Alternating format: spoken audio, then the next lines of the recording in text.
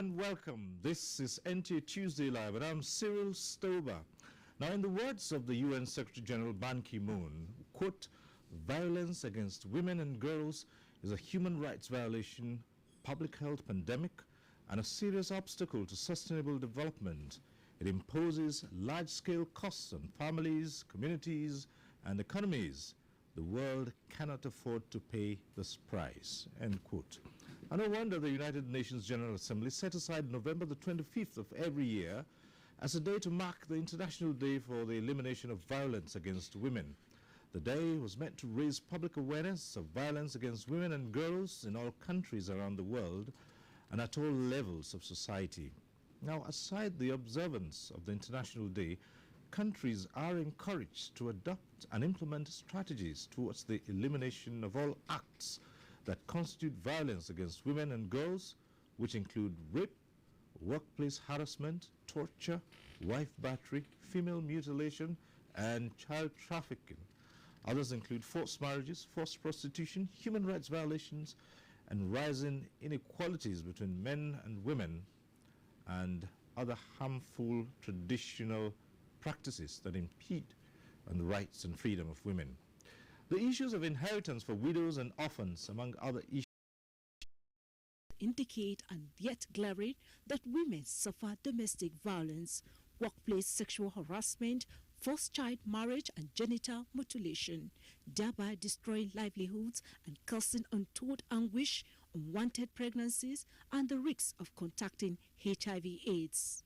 What is experienced in Nigeria is part of the worldwide record where 1 in every 3 women has experienced violence by an intimate partner, while as many as 38% of murder of women are committed by a male intimate partner. The day is meant for special people like us, because I'm a victim of domestic violence. My daughter is a victim of child abuse by a steward in our house. So from what is happening to me, I can imagine what other poor Nigerians are going through. Because it could have been anybody, but how many of us can speak of that this has happened to us? Apart from domestic violence, politically, there's violence against women. Number one, if you look at the political party structure, they reserve just one position for us, women leader. But we have a lot of competent people who are members of board of trustees, but you can't give them secretary. You can't ask them to, they vie to be chairman, they will laugh over it. That's violence. Then when it comes to the proper electioneering campaigns and all that, they'll hardly give you a chance. They'll just, let them follow us. They'll give you the position where you gather women to do Ashebi uniforms for them and all that. Looking at where we are now, I'll not say it's time to say we have done it all, but I'll be able to touch on the lives of the average Nigerian woman, especially the internally displaced persons. So as the world focuses attention on eliminating violence against women, questions begging for answers include how enabling is the environment in advancing women's development? How much impact are gender champions making in closing gaps? And how true are speculations that women are the architect of their problems? Talati Ezerike, NTA News. right. That report sets the tone for tonight's discussion. Let me start by introducing our guest to you. We'd like to welcome to this program Dr. Otive Abuja, who is a member, UN Secretary General's Network of Men Leaders to Eradicate Violence Against Women. Dr. Abuja, thanks for being with us. Thank you, Siri.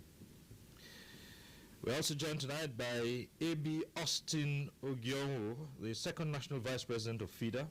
Thanks for being here tonight. Thank you. Let me also welcome to this program Ajaratu Fatu Ndiaye, UN Women Acting Country Representative to Nigeria. Thanks for being here. And we're also joined tonight by Ifeoma Iheanacho, who's a gender rights activist. Thanks for joining us. Thank you for having me. Right.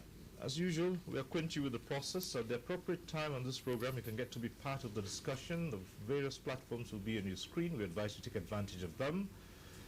For those who will be calling in at the appropriate time, do us a favor. When you do get through on the phone lines, just turn down the volume. Just turn it down a bit. So if your TV. That way we'll avoid the hurlback. And let me just say that when your call gets through, your name will appear on screen. Once you see your name on screen, it tells you that your call has been passed through. So we encourage you to go straight to the point when you see that. It means you can now ask your question or make a comment. We advise that you keep it brief so that others can get on the platform. And we also encourage you not to bother about spending time on greetings. Just go straight to the point and ask a question and make a comment. So once again, welcome to tonight's Tuesday Live, and we will against women. Right, so we've seen all of this happening in society, but let's come to A.B. Austin Ogio.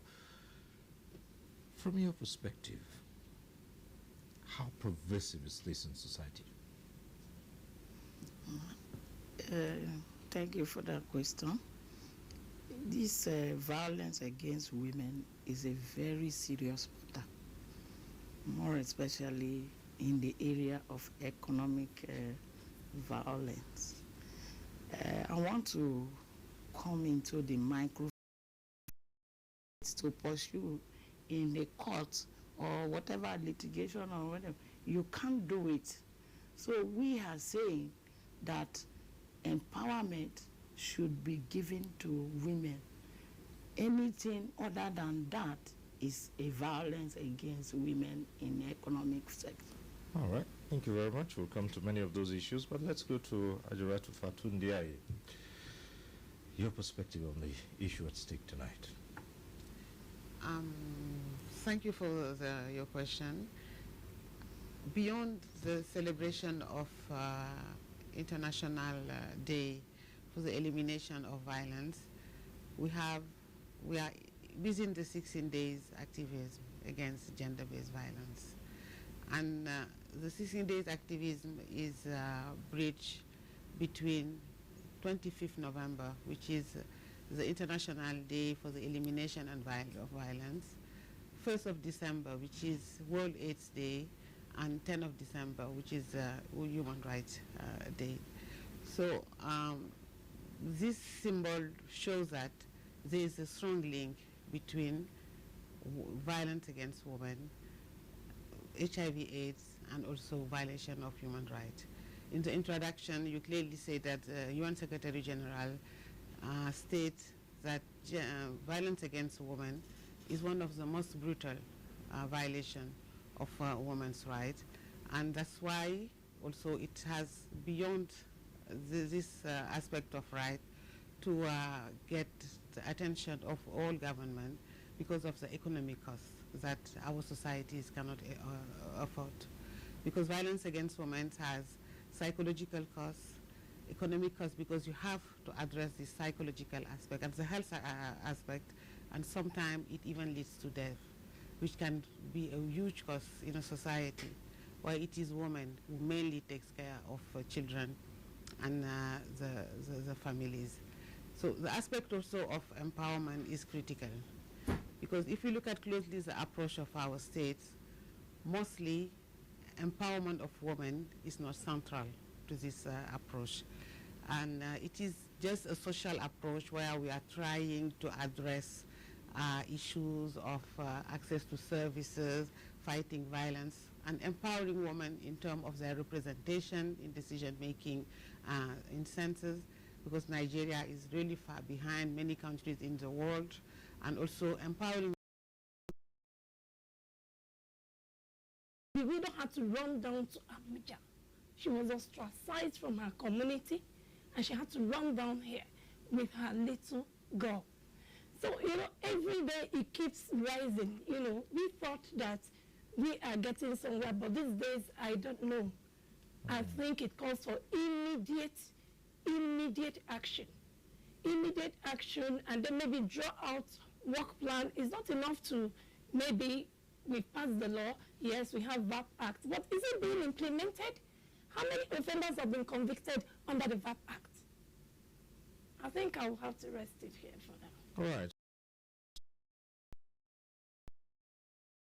He just believes as it affects women and girls.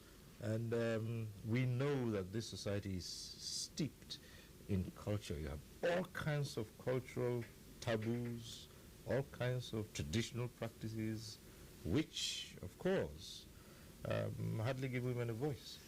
Yeah, that's it's a reality. It's a huge challenge. Culture, tradition, and belief. We are socialized into a patriarchal society that privileges men.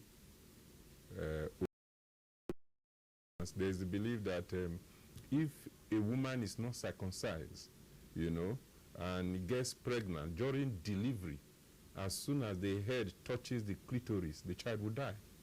But we know that is just a myth, which is not true, but is believed and is passed on from one generation to another. There is a belief that if a pregnant woman eats egg, they will give birth to a child who is a thief. I wonder whether all these thieves, that we have around. So there are a lot of culture, traditional practices. When your husband dies, they wash the body, that you have to drink it to show that you are not the one who killed. And, shave your hair, you are not expected to take bath, and all kinds of traditional beliefs that are injurious to women. And when you come to religion, I think for religion, the basic thing is misinterpretation of religion. Because for the two major religions in Nigeria, whether Islam and Christianity, there are a lot of ways that they protect the rights of women. But there is a patriarchal interpretation. Let me give example with a Christian religion. You will notice that if you go to any marriage ceremony, the major preaching from the priest is always from Ephesians chapter 5, verse 22. Wives, be submissive to your husband. But if you just go up a little bit, you see that Ephesians 5:21 say, submit to one another in the fear of the Lord. But that is not talked about. So you see a misinterpretation of religion to suit the patriarchal nature of society. And I think that the real thing is really that today people have recognized all over the world that if you want to get the best out of society, you cannot consign 50% of the population to insignificance or to violence, because you are destroying society. What we've seen across the world is that any society that gives premium to women, which protects the rights of women, are at the top of the Human Development Index.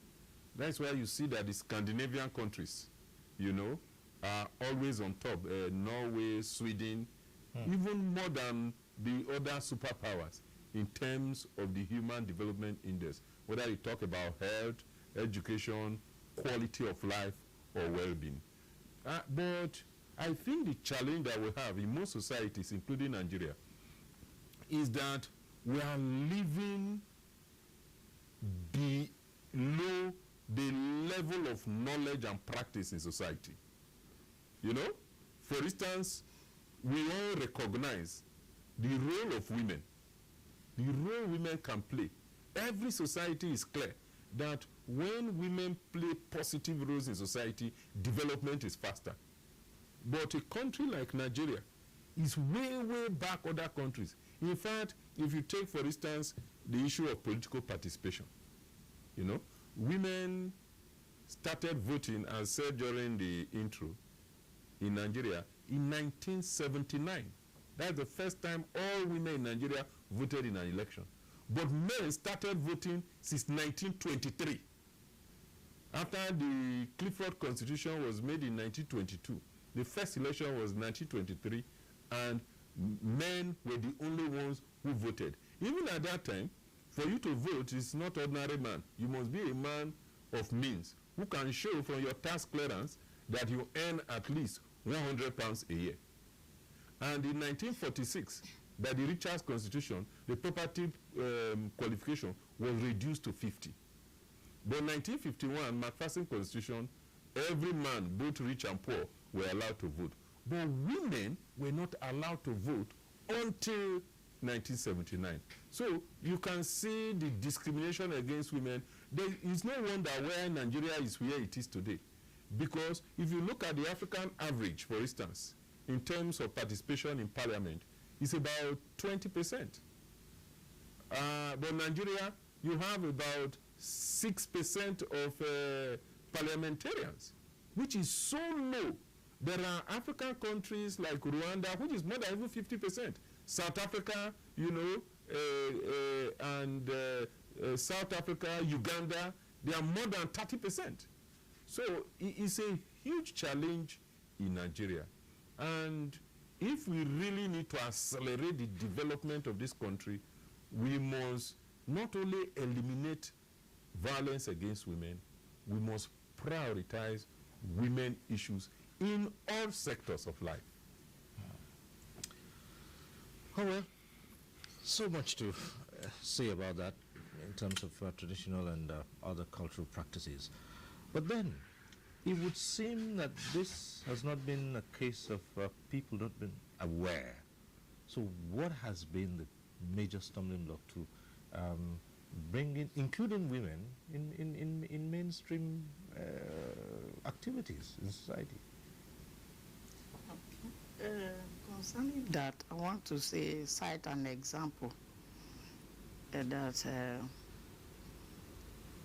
when traditional practices hinders on people's rights and the community, the immediate family does not speak out about it, it goes nowhere.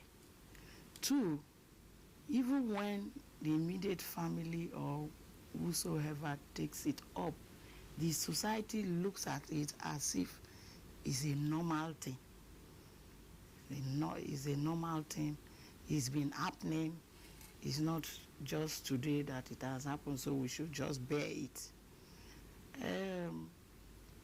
When I was doing my project in the University of Science and Technology, in the Faculty of Law, when they say choose your topic for project, I decided to write on female circumcision as a violation of human rights.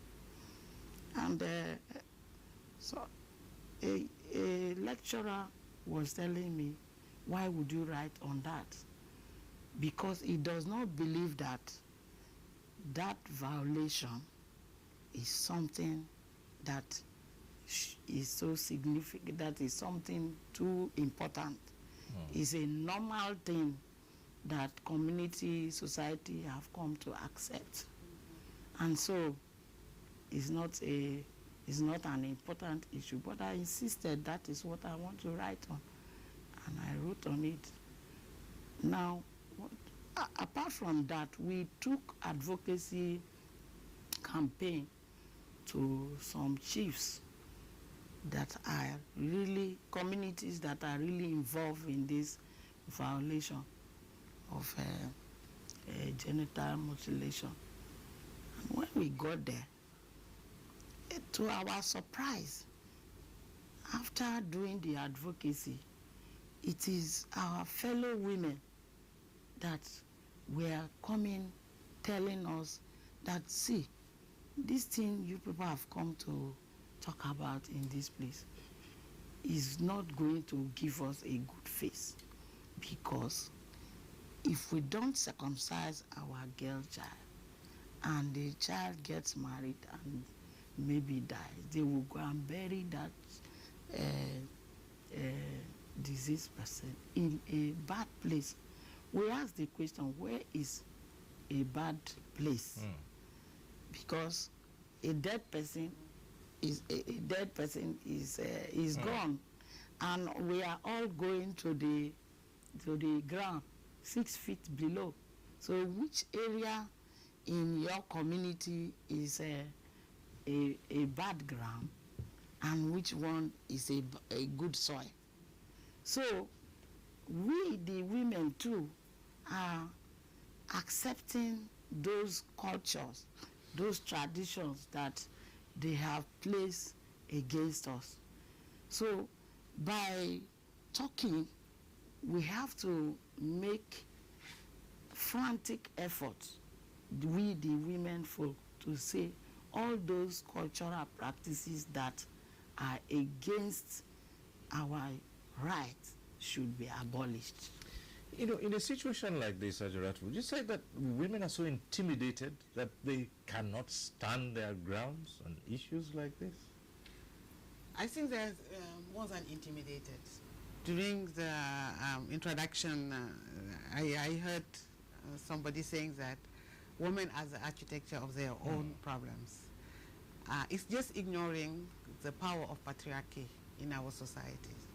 And when we're talking about patriarchy, we're talking about centuries of patriarchy system where women have been completely excluded from public life and decision making. Today, if we are saying that women should be aware of the bad nature of these practices and can't by themselves just decide to stop it, it's just ignoring the power of cultural belief and also stereotype that we have in our society. Like these women are saying, even if they decide to do it, if there is a bad consequence, it's going to be on them. We have to be clear that we have to move together on this one. Men and women, we all need to transform our way of thinking and of doing things. So one of the interveners said that we have been socialized. And this socialization has taken centuries. And usually when you ask people, when have you been aware of being a girl or a boy in your society, it can go back as far as when they were 2 years old. And when you ask them, what did you think about it? They will answer you, we just think so that it was normal, we have to. And this construction has been there for so long that the deconstruction process won't be easy. But we all need to be aware of it first as women and men in our societies, and be aware also of the fact that we need to go through our deconstruction process and to rebuild things in a way that we can promote gender equality in our society. It's just too easy to tell women, oh, you can change things, women, you are your own enemies, etc. It does not work this way at all. Yes, because so, it's so easy for many men to toe that line and say, oh, well, the thing is, it's women who are the architects of their own troubles. I mean, and they'll tell you, no, if you put up a woman, it's fellow women who are going to pull her down. Because, for instance, even when you go to traditional practices, some, you initially talked about some widowhood practices. Yeah. You would notice that it is women who enforce those practices that, are harmful to other women. So what's the problem here? I think the problem is ignorance and illiteracy. And as such, sensitization is key. And education is very important. Because they've been inducted into this primitive belief that you must do this. That was how our forefathers did it. And if you should violate this particular belief, you are gone, your whole family will be wiped away. And so they follow it so sheepishly. Otherwise, I do not understand how a woman, a reasonable woman or group of women would leave their husband's houses and then come to another woman's compound in the morning, ask her to pack her things or even help her pack out her things and eject her out of her husband's house. And then the traditional ruler will now pronounce that they've ostracized the woman, that she should leave the community, that they banish her, and she has no right to stay simply because she was trying to renovate a 1968 or is it 1958 building that was almost caving in. That the health inspectors even came and said, no, this is not a fit place for human beings to live. And then again, we keep talking about violence against women, violence against women. Yes, agreed. We equally have women violence against women. You know, because you will see a sister-in-law that will be in her husband's house and come to another sister-in-law. Probably the brother is marrying, you know, the woman, and then will come and say, if you do not withdraw this case of of rape from the court, your marriage is ended with my brother. If you don't go and withdraw that case from the court, the case is ongoing. If you don't withdraw it from the court, you will leave my brother's house. And true to her words, the woman has left the husband's house because she refused to withdraw a report, you know, that she made to the police, and eventually the matter went to court. So what do you call that? Is that not women violence against women? So it's not as if that the women are the architects of their own problems. No. But even the men, you know, it's just all encompassing. Right. Let's dwell a little bit on the issue of rape, and let me come to the second national vice president of FIDA here. Is it that NCWS? Right. Is it that the laws are inadequate to deal with the issue of rape? Because it's been reported there are some areas in Nigeria today that are so, cases of rape are so rampant, and that people just get away, the culprits just get away with a slap on the wrist, so to speak. Yes, the laws are adequate, though they need some amendments. But then, when it comes to enforcement, you find out that most of the persons highly placed in these law enforcement agencies never want those enforcements to go on.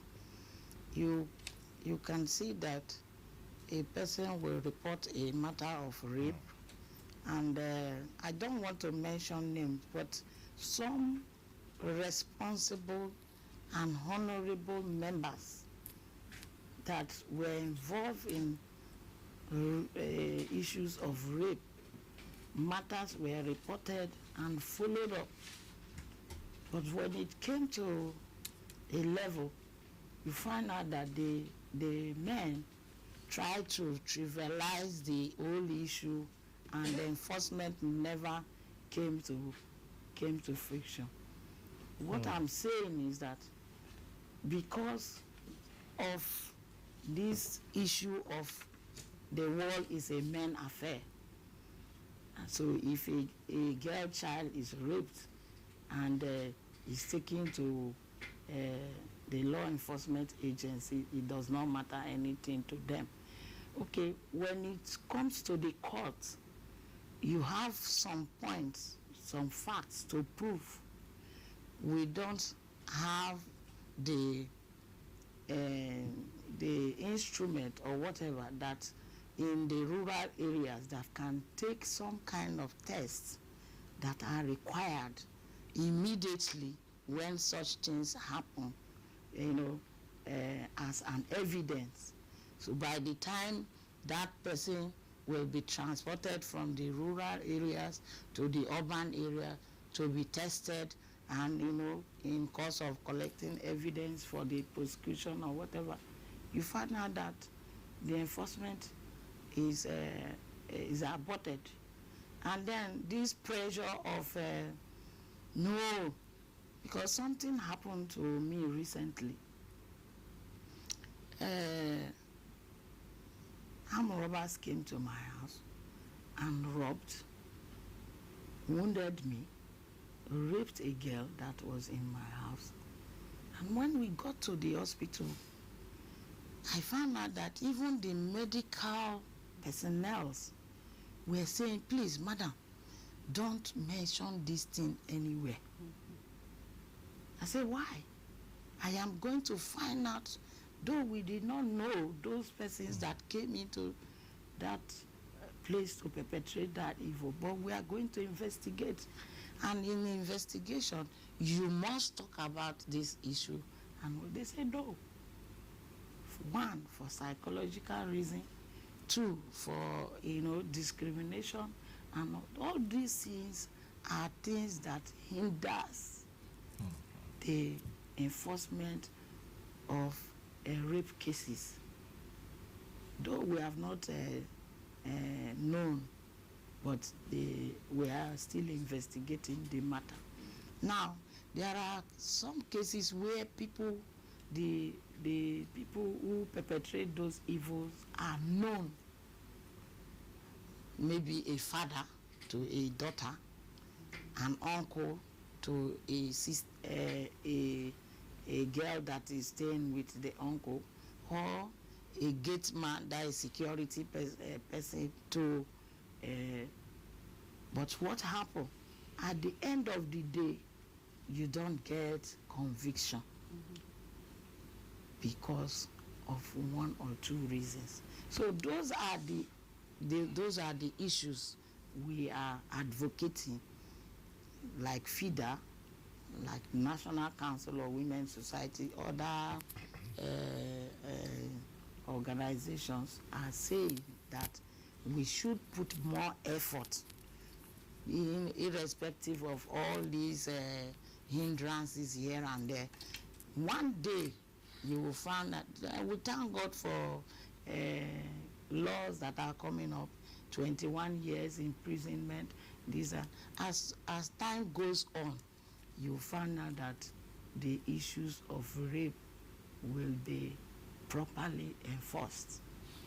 Dr. Abuja, I think it's been said that in the issue of rape, that we still don't get a large number of the reports because the fear of stigmatization determines that families just keep quiet. There's a culture of silence, and no one, they tell you it's not good to expose these cases because in future a girl, a woman who has been raped might find it difficult to get a husband. Yep, those prejudices are there, those issues are there, and that is why the number of rape cases is not as much as you could have seen it. But I think that things are changing. There has been a debate whether there is increase in incidences of violence against women, or what we are witnessing is increased reportage. Okay. But there are statistics show that, for instance, all over the world, the issue of violence against women is a huge challenge. Statistics indicate that 1 out of every 5 women have experienced one form of violence, especially physical and sexual violence. In Nigeria, 1 out of every 3 have experienced violence. And, you know, but I think that things are changing. The challenge is that things are changing, and that's one of the huge challenges we're having in Nigeria. Things are changing, but people are not seeing the change. They still want to live in the old Stone Age. And the argument that people make blaming women is what I call blaming the victim. The argument that women are the architects of their own problem hold no water at all. It is just a way of blaming the victim, because what we see, Siri, is that when 2 men are fighting for a position, the society is normal. But when 2 women are fighting for a position, then women are pulling each other down. A man will kill another man to take his position. It's normal. A woman is struggling to take a position from another woman, then women cannot work together. It's stereotyping. It's not correct. In society, people always struggle. Human beings struggle. And those issues, let's take for instance some traditional practices in the East, where the woman are the ones who enforce it. You can't blame them. That is the role that society has given to them. If anyone that does not practice that role, they will not have their place in the traditional institution. So we must understand that it is patriarchy and socialization of women that, you know, have given those roles. So if you begin to blame women, you are just blaming the victim. And like I said earlier, you know, I think Madam talked about deconstruction that needs to take place. And it takes time.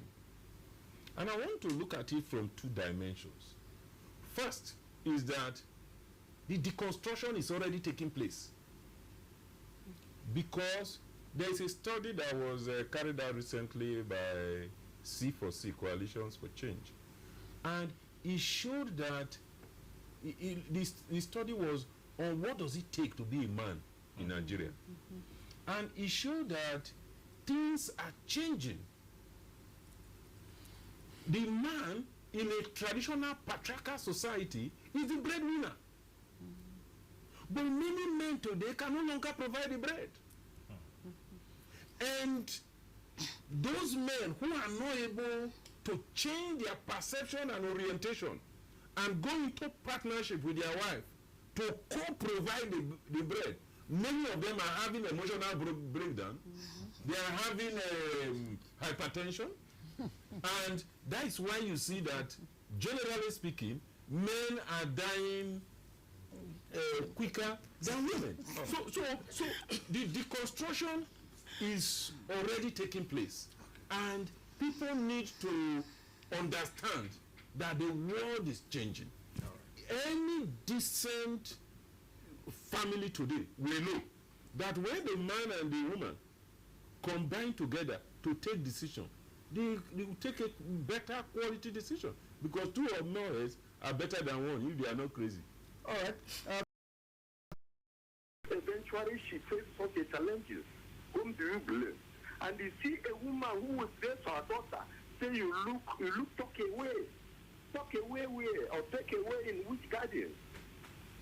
And of course, let me revert that to the culture, because I hear say contributed to the culture. I wonder why the husband of a woman will die, and she prepared to go market at the same day. And when she come back, they started clapping hands to her. Is a taboo even a custom of this nation? You need to mourn your husband. And sometimes the behavior of a woman gives birth to the slap by the community. When your husband is alive, you didn't associate with their brothers, all of them become a thief or a wicked one to you. And when the man give up, to whom do you rely in the family? A tree can make a forest. I use my mom in question because of the way she dressed modest, make other people say, good morning, ma. Good morning, madam. But what is happening in our dressing today? Can any one of them go and shake their father, say, Father, good morning, with their hands? But it's happening today. What a respect. No country respects women like this country. But the behaviors and manners of our women make the integrity come low. We are not women violent, but their attitude is a taboo. They should change it and look ahead of men to upgrade the integrity. In 1970, 1978-79 election, when the women started voting, we are in civilized world, things are changing. We can't remain in that sphere one till eternity. And I want to tell you, with the method they are going to do, restoring the integrity of women, they can be president tomorrow. It's not a magic. But let them come home, rebrand themselves, behave as a woman, the way men are behaving as a man. And that's why today, men retain integrity as if women are following them. No. There's some errors, and I quote by Abuja, I quote by IBB in question. When you said something difficult from IBB, he refused. But the wife in question asked, look at what I learned from Baba, but he refused. He said, okay, go man died and went to market that same day. That is, in my 50-something years of existence, that is abnormal for anybody in Nigeria. When your relation dies, you know, there is always that is unusual. That cannot be used as a case study. I mean, as if it's a generalized case. If anything like that happened, it's unusual. And even then, it cannot be used because the woman is a human being. What is applicable to the man should be applicable to the woman. And when people, and I think the point we have been making in the panel since is that, look, it's not a question of men versus women. Mm-hmm. It's a question that the socialization of society has produced what we have seen today. And the level of knowledge and practice today indicates that we need to change. People who are saying women should rebrand themselves, it's not a question of women rebranding themselves. It's a question of society rebranding itself. There are many behavior that patriarchy has given to men, which is harmful to men. Let me give an instance.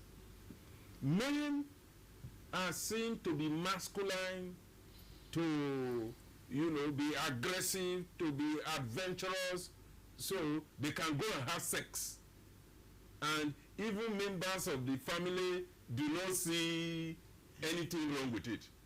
They protect the girl child, but the boy child can go and have sex. And, you know, they go to very many risky behavior and have sexually transmitted diseases and HIV/AIDS.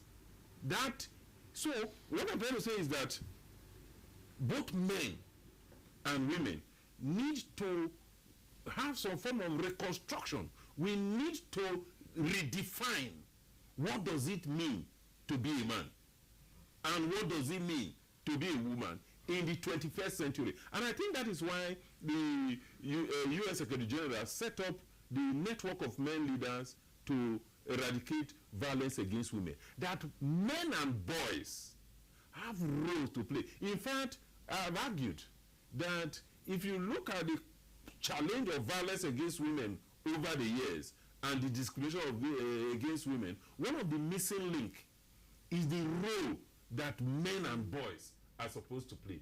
And we've seen examples. I've been driving along the road. I saw that one woman and one man, they hit themselves. And the man was almost, you know, going physical. And I just stopped my car. Thank God he helped me with height. I just appeared at the scene and said, what is the problem? And the violence stopped. So men need to take more role, you know, in stopping violence against women, in reconstructing society, in producing the new man and new woman of the 21st century. All right, we'll even come to some aspect of traffic and the other issue raised there. But let's quickly take this caller who's been waiting. Lucky calling in from Port Harcourt.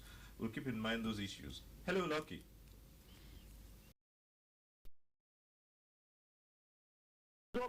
None of them. I watched this from the US throughout the Europe, down to Africa. No protest until women started marrying themselves, men started marrying. So, and I went to the prison. I want to give a very, very short contribution. I went to the prison. I saw a lot of young men in the prison. I also saw women in the prison. We have women at the helm of affairs. Let's take the banking sector, for example. I want to combine this. The banking sector, a woman will be in charge of business and... We're getting confused. One or two issues you raised, which we'll be looking at in the next segment of this program. We're not going to forget the earlier issues raised. And of course, we'll keep in mind also the question of road traffic behaviors. Because I can say I've seen situations in traffic where a man is driving along, a woman is driving along, and the moment she goes past him, the man loses it and accelerates and says, no, a woman cannot go faster than me, and you know. But we'll take a break. When we return, we'll look at these issues. Stay with us on Tuesday. Working for the unity of purpose with a stronger vision for a better tomorrow. NTA, growing with the nation. Nigeria, the only country we can train with remarkable potentials to excel. Let us believe in ourselves and change our attitude for the sake of our country and generations unborn. Let us revive our cultural values, which are our essence as a nation. Let us renew the spirit of patriotism and hope in our dear country. Do not take or give bribe.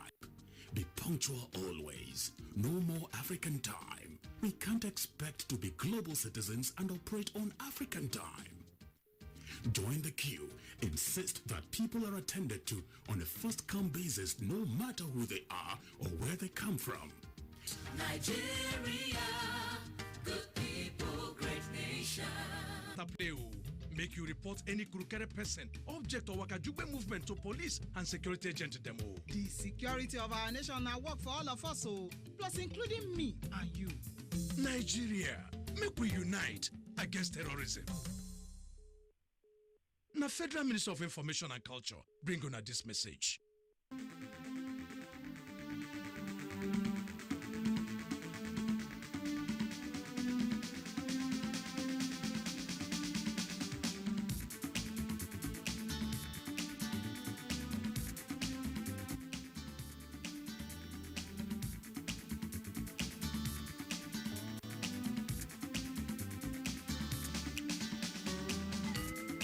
NTA Tuesday Live, a network issue-oriented innovation talk show. Thanks for staying with us. We're talking about violence against women tonight. Before the break, we had one of our callers who insisted that women were the cause of their own problems. He gave an example and insisted that girls and women dress in such ways that make them to be victims of attack. We'll come to Ajaratu Fatu Ndiaye, who has a comment on that. Yes, because, you know, we hear also that very little girls who are 2 years, 3 years old are raped. Women who wear hijabs are raped. So I think that the issue goes beyond the way people dress. And like one of the speakers said earlier on, there's evolution in the way we are seeing our body, especially women's body. For a long time in our African tradition, breast was nothing but, you know, something that was used to breastfeed. But now with our now with our exposure to the Western world more and more, we are perceiving something else around this breast. So it means that, like we say, we keep saying it, social construction is critical. You know, men are behaving the way they're behaving when it comes to rape, etc., including sometimes, unfortunately, some of our judges who are really a product of our society. I'm not Nigerian, but unfortunately, this is not peculiar to Nigeria, where women are accused after being raped of, you know, being the instigator of the rape. And also, sometimes evidence is so difficult to collect in an environment where there is not a strong will to fight this kind of behavior. So, because it goes from, you know, evidence on health, the police reporting, etc. And it is even harder to prove rape when it happened with, you know, the youngest. Doesn't matter how strong sometimes also the evidence is, we just realize that it's always questioned. And even the fact that now more and more the condemnation when it comes to rape, you know, can be very stiff, makes it more difficult, more and more very difficult, because some judge will tell you that to get this kind of level of condemnation, we just need things to be proved beyond any doubt. All right, we'll take this call from Ondo. It says Uchenna is calling in from Ondo. Hello, Uchenna.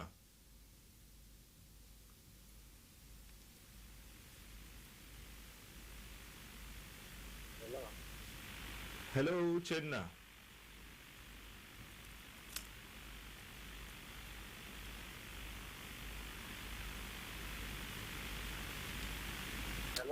Yes, go ahead. Hello? Hello, Uchenna, go ahead. Okay. Hello, sir. Please, I want to speak on the issue of rape. Yes. So you need, at times, when they talk of rape, you know, when an overage man go and meet underage girl, not rape. It is not by force, but it's written that it is not the actual age when it comes to rape. On the other hand, there is some women that used to rape men in that case. So you see underage woman, we have no contact with a younger man, younger boy, and underage boy. So in that case now, the woman there is committing the rape issue, and the man is also committing the offense. So in this rape issue, I saw it and I understood it as a general issue. Not only women that they used to rape, they use women also used to rape men. So are you taking me? So it's now in that case, for some at times and those girls, those little girls, according to what they used to wear. At times according to what they used to wear, even in public places, and their parents are seeing it, and they don't have to tell, as one of our scholars said so. So it is them that are contributing in that issue of rape. And when they meet them, it seems it's even sweeter and better than the one that is used to do to them. Religion supports violence. I think it's a man-made something. This discrimination is something that, the society brought up, on its own. It's been there. It's become a norm. It's become a convention. It's become conventional for women to be discriminated against. And we cannot accept that. And even globally, they've gone past that. But in Nigeria, I don't know. I know that we have the bills, we have the laws, but I don't think it's the will of God. It is not the will of God. It is how I think we should begin to distinguish. Leave us the name. Perhaps you would introduce yourself quickly. Hello. Yes. Hello. Yes, go ahead. Are you hearing me? Yes. I'm concerned the first caller from Abuja. So I like what the man said, but you have a question for him. I said that from beginning, there's people that are still going naked. But we cannot say it like that. But if you go to all these hotels, you can see a naked woman. The reason why they are coming out naked for seducement. It is inhuman and it is not right. We should begin to do the right thing. You say it is the will of, how can it be the will of God? The same Bible or the same Quran said a husband should love the wife. Okay. And when you love your wife, she becomes submissive naturally. I have seen a woman who says, my husband will not like this. So my husband, hey, I don't want anything that will, I don't want you to do this. My husband will not like it. The husband has not complained. But because the man showed her love, she wants it to continue. She needs the peace in her home. There is no reasonable woman that would deliberate. For these men listening, arguing, making this kind of argument should know that there is a law against rape. That if you rape somebody, even if the person is indecently dressed, in your own calculation, you go to jail. And I think we need to use this opportunity to call on the law enforcement agencies to apply the law, because every human being should have self-control. Because, it's unthinkable that people will make justification for rape at this age that we are in.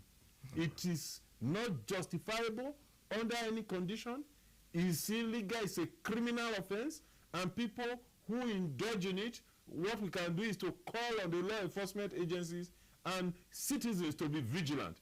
Those people are deviant. We should be able to the way to deal with this issue is to look at law, look at policy and practice, and ensure that the law is enforced. All right, we have another caller here. We'll return. We have another caller from Abuja. Emeze calling in from Abuja. Hello. Yes, this is Chukwumeze. Okay, Chukwumeze. I'm interested in your discussion. I call you back. Okay, right. So, one of my, but I will correct an impression before you, sir. Yes. Your clients are talking on my credit for more than 5 minutes or 6 minutes. So it should a kind of minimized issue in terms of network, my credit. So what I want to contribute mainly on child abuse, 6 months and 7 years first. Yes. Because why I called back is say if there's any contribution to correct that impression, Yes. to close that gap. So, very decently dressed too. It's forbidden. I must be sincere. But sometimes, Even for adults, it's forbidden. let me underline that it's a criminal. But some of them is ritual. Some of them is cult. I must be sincere to you. There is no a sensible human being who will say 7 years. What is open or vagina within the baby? Nothing. And that's why who cannot control themselves. They should go to jail. They become together. When you deal with those who smoke in their hand, you behave in their hands. When you see anyone with a fellow sister, she's a Muslim. She's my female friend anyway. And I say her, why are your people covering prostitutes? You say yes, but anyone you see have naked dressing is a Christian. Irrespective. Now has become central to our approach. Why do men think like that about women? What happened in their socialization that they think that, okay, we have the right to treat women in this way, we have the right to take decision for women. If a woman exposes their body, then I have the right to go and sleep with her. Exactly, exactly. And this is also something that could help on the long run to adopt strategies, because all these things we are talking about, it's not just to talk about men and women, it is also to reflect on strategies. Again, I might also ask Dr. Ebuzo, what is it that would make a man believe that a woman should not overtake him on the highway when they're driving? What kind of a mindset? Is the socialization. Is the masculine socialization, you know, that a man is macho, you know, a woman is not equal to you in every respect, so including driving. So how can a woman overtake you? That is the mentality, yes. which is a very harmful mentality. Because like somebody noted, there are women who are even physically stronger than men, you know. So, and speed, the speed of a vehicle, the way a person drives, is related in many ways to his temperament. There are temperaments that are regarded as speed demons. If you look at the Hippocrates classification of human into whether sanguine, melancholy, phlegmatic, or choleric. Cholerics are speed demons. When they enter the vehicle, whether a man or woman, does not matter, they just match the throttle.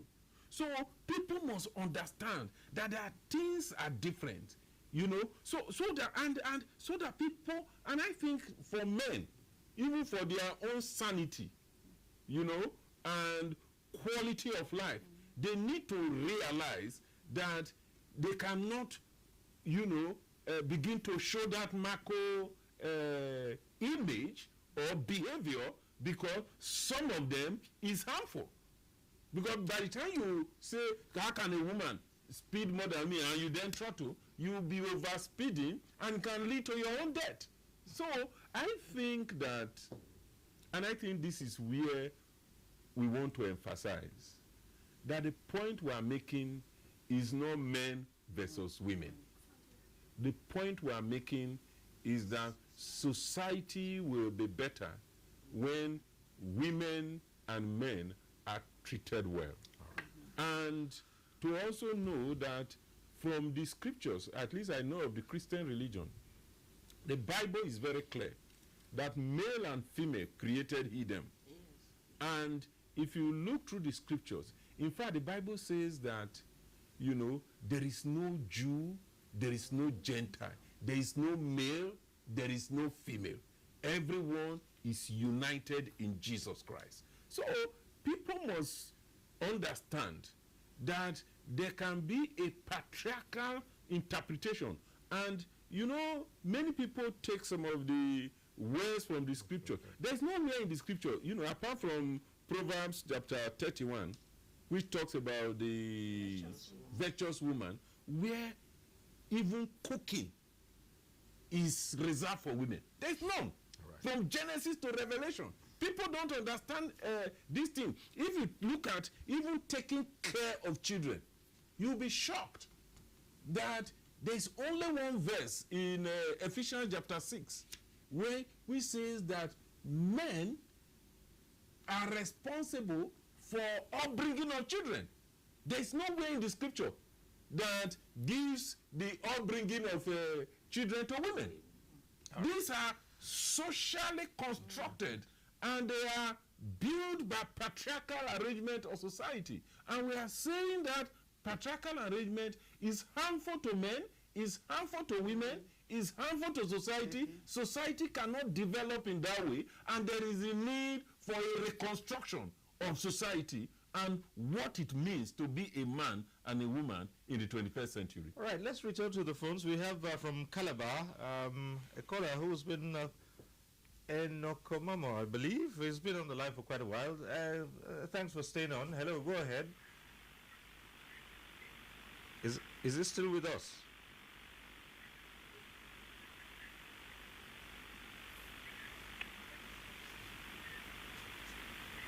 Hello? Hello? Hello? Yes, go ahead. Hello? Yes, go ahead. Yeah, I'm still with you. Hello? Okay. All right, Hello? go ahead. Please introduce yourself correctly and go ahead. We can Hello, hear can you. you hear me? Yes, we can. Can you hear me? Yes, Oh my God. Can you hear me? we can hear you. Okay, please. I think if you had an agreement with a man to get married and eventually he impregnated you and then the lady gives birth to a child, it behoves on the man to be responsible for the upkeep of the mother and the child, whether you're marrying the lady or not. One, because you have deprived that lady, you know, most times of her prime, you understand. You have taken most of her time, you have put her in a family where you have made her, so to say, a mother. You know, she has an extra responsibility, and it is the sole responsibility of that man to take care of that woman and that child. Right, let's now come to the Violence Against Persons Prohibition Act. And what are the sanctions for breaching this act? Well, the sanctions in VAP Act, they're not far-fetched. And after the 14 years of struggle to get that law passed, it was eventually passed last year, and we are all happy for it. The sanctions ranges from life imprisonment, when it has to do with rape cases, even to 14 years imprisonment, when, not 20 years imprisonment when the offenders are less than 14 years of age, and then 12 years imprisonment when it has to do with a group of boys, like the case, a particular case that we're handling now. 2 boys from Duse Alaji Green and White Secondary School went ahead. The little girl, 14-year-old girl, wanted to go and ease herself. She got very close to the nearby bush to ease herself. The boys pounced on her and, you know, took away her dignity. They raped her, and in the process, she got pregnant. In fact, this evening, their counsel just sent me a message that she has put to bed a bouncing baby boy, a 14-year-old girl. So in such a case, what happens? Now the girl was sent out of school, and the two boys who are even older than the girl, we are left to remain in that same school with that kind of attitude. They are not fit to live in a normal society. They should be sent to a rehabilitation center or a corrective center where they should be reorientated, you understand, to the real values of our present society. So these sanctions are what we are looking at. That was why when we talked about implementation, we have the laws, yes, but implementation is key. And another problem we are having is only operational within the FCT. And we are using this opportunity to call on the people at the state level, those in the local government, to make sure that they domesticate the VAP Act all over the 36 states of the Federation. Okay, back to the phone lines. We have another caller from Abuja. Bahamas. Hello, hello. Yeah, hello. Hello, can you hear me? Yes. What I want to say, whenever they say violence against women, people talk about rape and other things. But I discovered that women are deviating from their normal roles as being subject to their husbands. And that is always what is causing problems when a husband can lay hands on the wife. Like my brother there said, men and women. Yeah. Then when we come about rape, it is not the person that roughly dressed is being raped, but men draft their urge from what they see, either in video or those who are carelessly dressed. Then when cumulated urge explodes, they will be looking for where to ease their problems. So automatically dressing is what we have to address first.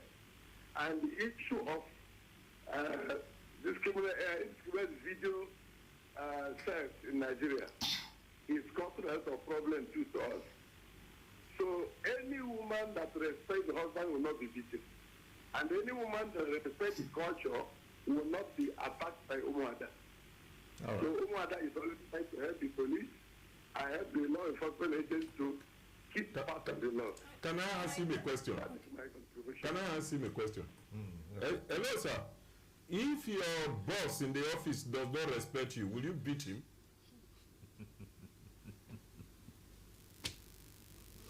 Are you going, sir? I guess, well, he's certainly... But I think that we need to correct that quickly. First is that the Bible says in Ephesians chapter 5 verse 22, wives, submit to your husbands. But like I said earlier, in Ephesians chapter 5 verse 21, he says, submit one to another. And if you go from verse 23, he says, husbands, love your wives as Christ loved the church. How did he love the church? He gave his life for the church. So if you love your husbands, if husbands love their wives, they cannot beat them. So people should not be misquoting the scriptures to justify wife battery. No Christian should use ego as a basis for beating the wife, because the Bible, you know, enjoins us to be humble, to be like Jesus Christ. In Philippians chapter 2, he says, have the mind of Jesus, who, you know, being with God, did not equate himself with God, but submitted himself. So people need to be humble. You cannot use the Bible to justify battery. The Bible says, submit one to another, and the Bible says, husbands, love your wives. If you love your wives and if you love yourself, you cannot beat yourself. Well, it would seem that from most of the calls we have received so far, there is still a need to raise awareness. What have organizations, NGOs been doing in trying to raise awareness? Because it's evident from virtually all the calls we have received so far that a lot of people still think it's okay to promote these activities against women. Yes, the NGOs are doing a lot in creating awareness concerning these issues, especially National Council of Women Societies, Nigeria, FIDA, and other civil society groups. They are advocating doing capacity building. But then, what we observe is that this capacity building and advocacy is more on the urban areas. The rural areas that are perpetrating this evil, most of the NGOs could not reach those places. But for National Council of Women Societies, it's spread out across the whole country. We try to do these programs at the local government to community levels. But that is not enough. More other NGOs have to go down to the grassroots, because talking about it on NTA is going a long way. But there are places that do not, as we are talking, they are not watching because there is no light. There is no facility for them to hear what we are talking. And the issue of finance to get to those places are also a problem. And so we think that the government should put in more effort in, helping these NGOs that are willing to go to the grassroots to carry out these advocacy programs. Thank you. Okay. Back to the phone lines. There's a John Amos, I believe that's the name, who's calling in from Abuja. Hello, John. Go ahead. That one is not the problem. But a woman, she went out, she thought a nice man starts suspecting her. You know, when we have a lot to tell ourselves truth. All of us we are being created as a one body. If women are not being important, from the ones that God created, when God created Adam, he knows the importance of the women. That is why he created Eve. He knows that he cannot make a forest. Let's be true. Bringing all this in, I have some people saying that it is God's way, or they are going on half naked. That is why they are being raped, or all these things. All these violence against women is out of hand. We need to change that and give women their rights. Women they are contributing. If we give a woman a chance in any organization, we can do that, because for me, I want everybody to know the importance of women in different organizations, because a woman, she's caring. When we set it to down level and go to the rural, not the only Abuja here that we are, we can go down to the rural area and find out how women are being violated, they are being married, and send them, sack them away because they are not progressing to know their rights. Okay. Thank you. Thank you very much, Amos. Thank you so much. I wanted to add, in terms of strategy, that the strategy of the UN system is just to stop this culture of violence, because violence brings different type of violence, and it will never end, because our boys are seeing older men behaving in a certain way, and they will just do the same thing, and violence will never end. So that's why in 2008 the Secretary General launched this campaign, Unite, to end violence against women and girls. And this year the theme of the campaign is Orange the World. That's why I think women are in orange today, and raise money to end violence against women. I can see because the colors cut across. Exactly. Orange headgear. She actually has violence against women. Okay, exactly. And the issue of funding, the issue of funding she raised is very critical. That's why this year's campaign is really centered around raising money, from government, from also private sector organizations that are more and more contributing to this kind of approach to end violence, because it is costing a lot to our economies. Some studies have shown that the cost of violence against women means that our government should put more attention in ending this pandemic that is very serious across cities, and especially also in urban areas where women sometimes cannot even talk about the kind of violence they are going through. There are also other inequalities when you talk about this, and sometimes in education as well. And you find that a fundamental right, girls, women are denied that in education. Yeah, you know, the one of education is really key, because education is one right that can make you to be able to enjoy other rights. And all over the world, there are huge challenges, gender disparities between boys and girls. Even though in education in Nigeria, it's a unique situation, in the sense that in the north, for instance, the disparity against girls is so high, but in the southeast, there is some form of disparity against boys. But generally speaking, you see that throughout the country, the disparity against girls is higher, and for many reasons. First is economic. Whenever a family has two children, one boy, one girl, and they can pay for only one, the boy will be choosing against the girl. Second is cultural biases. People are still living in the old Stone Age,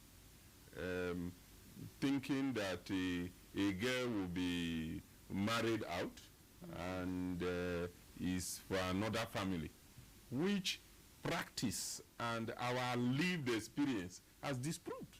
There are many girl children who are more useful to their parents than boys, you know, but people still live in the old system of thinking.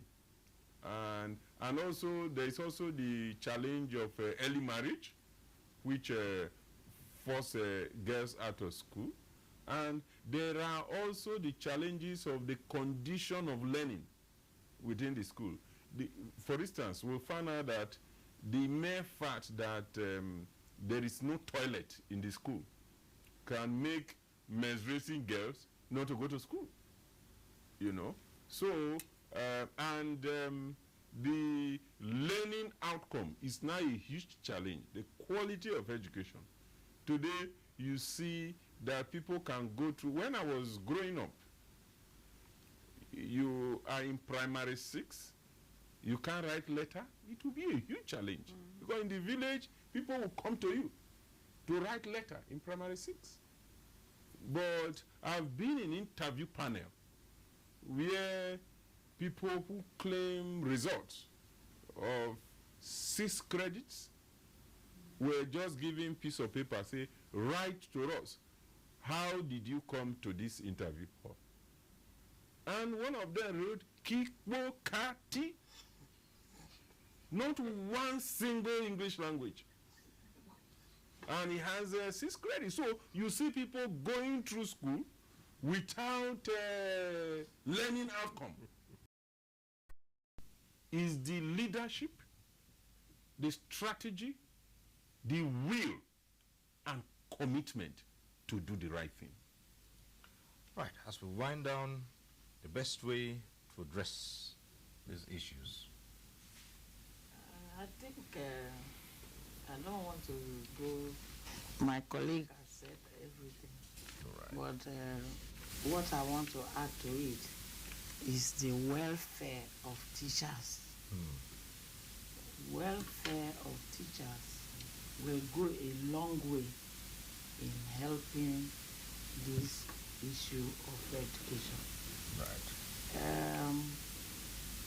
Teachers are just sitting down in their houses because salaries are not paid to them. I know of states and local governments where primary and secondary schools not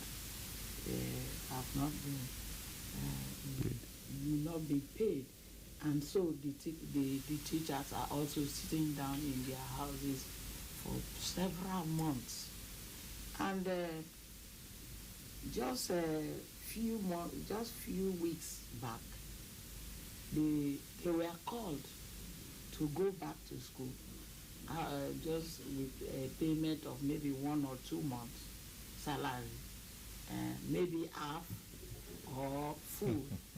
Then as they go in, because of the timetable they are working on, they set exam. All right, so that for also contributes to the poor quality. Yes. So why would you set exam for the school pupils that you have not taught anything? So those are some of the problems that. All right, your closing comments. Yes, I think education is critical in this process, right? Because it's an instrument that can help promote gender equality if we have the right approach. But sending also girls and boys to school and teaching them exactly what they would have been taught in a society that is promoting patriarchy won't help really have a positive impact in this process, because we really have some serious structural issues to address. Thank you. And before my hand, I show your closing comments. Well, I've always said that women is another level of humanity, and no nation moves forward Absolutely. when you confine to the backbench. WS, and also a member of FIDA, that's the International Federation of Women Lawyers. Thank you for being here. Thank you very much. Let us also say a big thank you to Ajaratu Fatu Ndiaye, UN Women Acting Country Representative to Nigeria. Thanks for being here. Thank you for giving us this And to Ifeoma Ihena Cho, gender activist, lawyer. Thank you very much for being here. Thank you so much. Right. And also thank you for being part of this program. Next week we'll reach you again on NTA Tuesday Live. I'm Cyril Stober. Bye for now.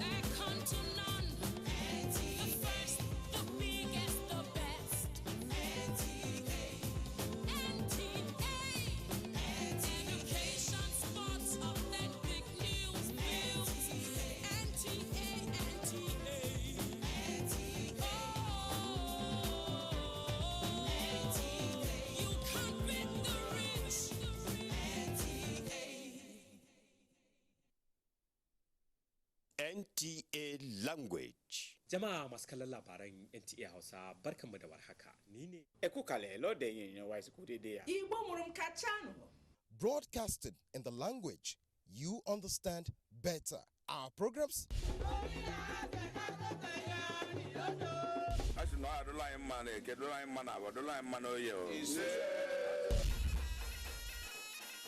Transmitting on the Star Times platform 24 hours. Àwọn onímọ̀ nípa ètò ẹ̀kọ́ lórílẹ̀‐èdè Nàìjíríà.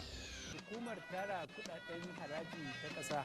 Alanyina ọchịchị mba United Arab Emirates UAE. The only channel that speaks your language. Anyị ga-eweta akụkọ gbasara ọrịa ahụ nke wakporo obodo anyị. Kálejì, mo kọ́kùnrin, mo kóbìnrin, mo kí ọmọdé, mo sì kí àgbàlagbà.